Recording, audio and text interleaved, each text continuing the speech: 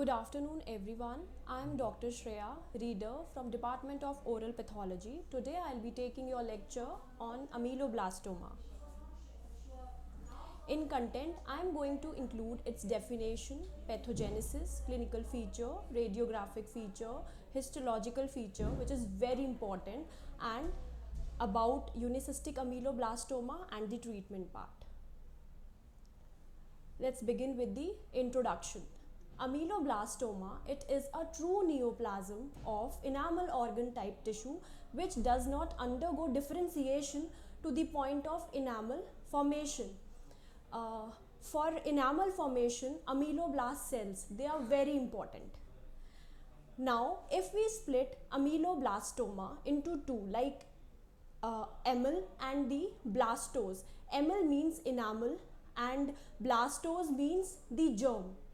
According to Robinson, its definition is, what you have to remember is UNIAC, UNIAC. Unicentric, non-functional, intermittent in growth, anatomically benign and clinically persistent. Unicentric, again I am repeating, non-functional, intermittent in growth, anatomically benign and clinically persistent. Now the history. Ameloblastoma, it was firstly described by Churchill in 1934 to replace the term adamantinoma, which was coined by Malleus in 1885.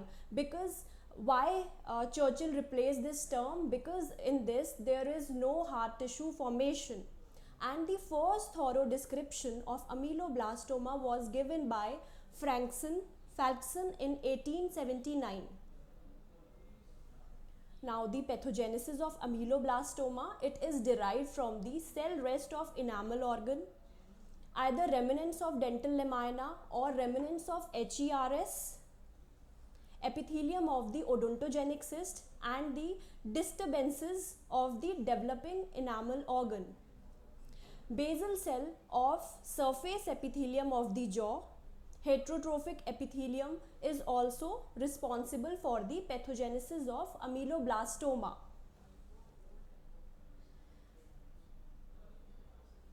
Mutation or any kind of alteration in genes also play an important role in the pathogenesis of ameloblastoma.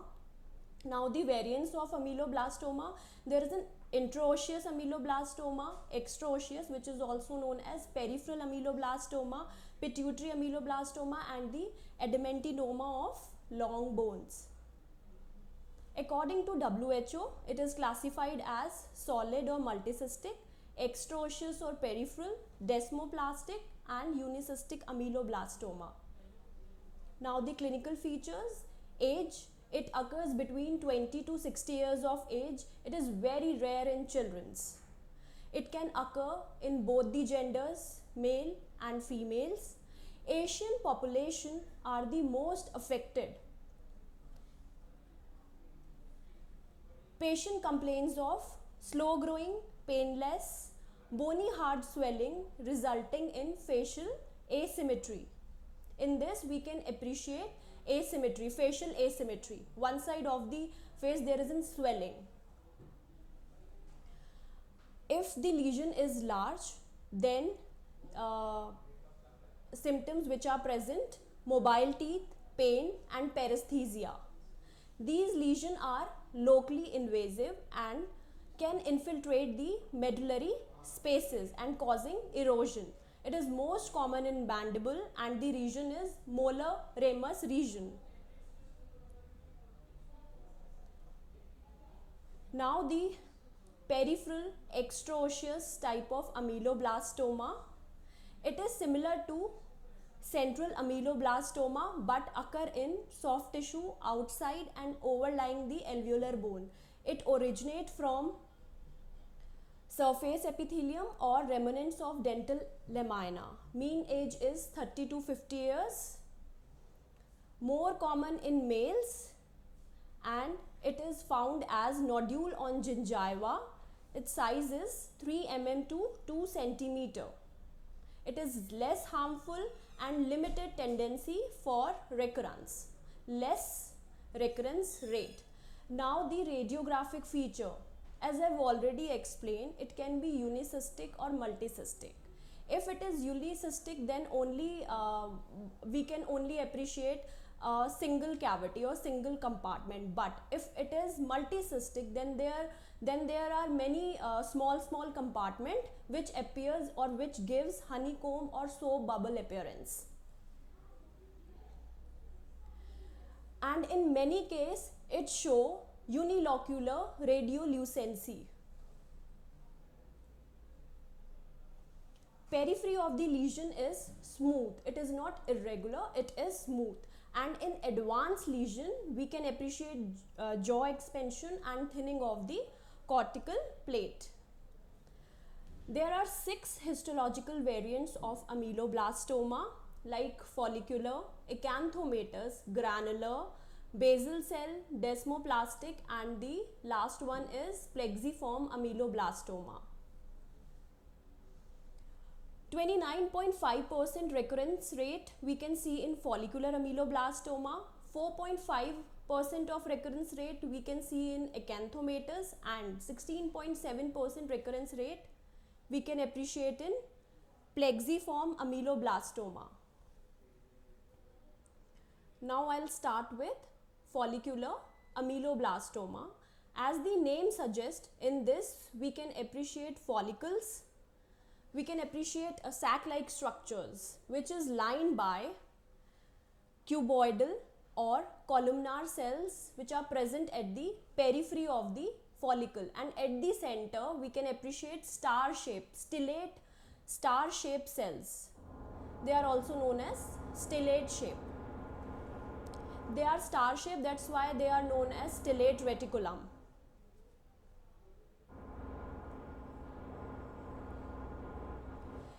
In plexiform ameloblastoma, in this ameloblast-like tumor cells are arranged in irregular masses or as network of interconnecting strands of cells, and these strands, they are bounded by a layer of columnar cell. In this we can appreciate back to back arrangement of columnar cells, and between these layer we can see stellate reticulum like cells, but stellate reticulum like cells, they are less prominent. They are more prominent in follicular like ameloblastoma.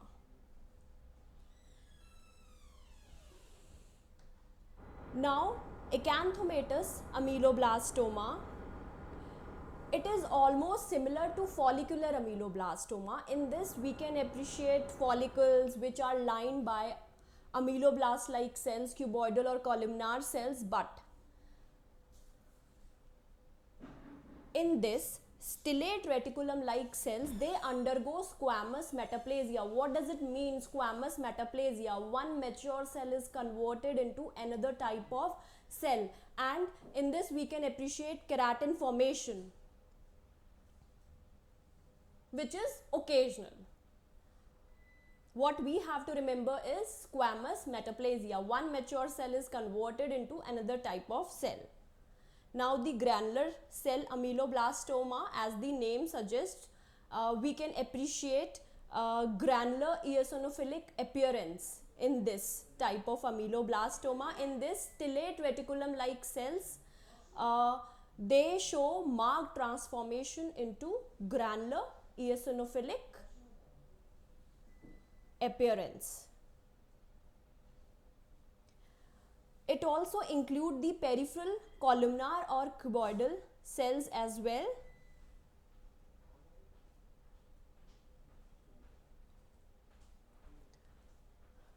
And this lesion is very aggressive and with marked recurrence as we compared it to the plexiform or follicular ameloblastoma.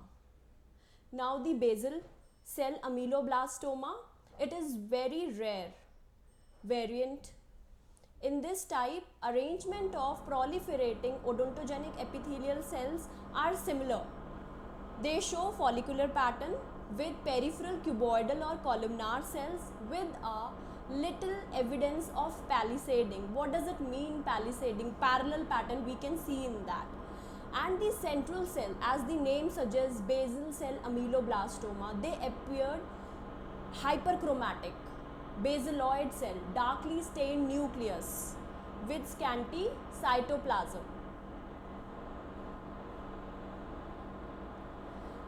Now desmoplastic ameloblastoma, it is the distinct variant which is characterized by excessive stromal formation. In this, what we appreciate is abundant connective tissue collagen fibers. Abundant collagen fibers are present in this type of ameloblastoma, which compress because of the increase in number of the fibers. They compress the follicles, and these follicles acquire the shape of kite-like or animal-like appearance. Now, unicystic ameloblastoma. Unicystic means single cavity. It is found in younger population. It is associated with the impacted tooth. So, we can mimic it with the dentigerous cyst, and its recurrence rate is very low. According to Ackerman, it is classified as luminal type, intraluminal type, and the mural type. In luminal type, we can appreciate lumen, cystic lumen, which is lined by ameloblast-like epithelium.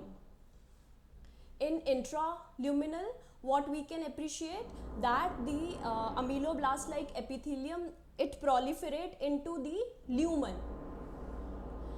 And in mural type, what we can see that this ameloblastomatous epithelium, it is proliferating into the connective tissue. Now the treatment is surgical excision, curettage. Thank you. I hope you can understand this. Thank you very much.